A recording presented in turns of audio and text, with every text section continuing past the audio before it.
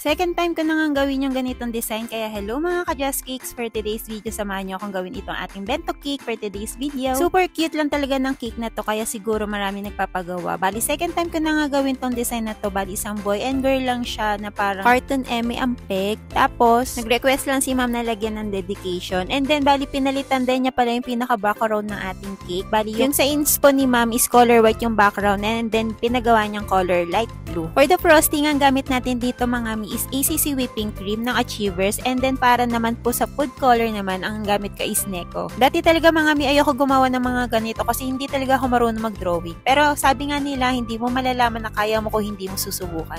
Kaya ito mga mi, malapit na tayo matapos. Dali, nilalagay na lang natin yung dedication na ni-request ni ma'am, and then pwede na natin siya ilagay sa ating bento box. Dito nga mga mi, kitang-kita naman na napaka-stable ng ating ACC whipping cream, and then para naman sa food color natin mga mi, hindi yan basta-basta humahawa. And ito na po yung final look ng ating cake. So cute, diba? Thank you for watching and follow for more. Bye!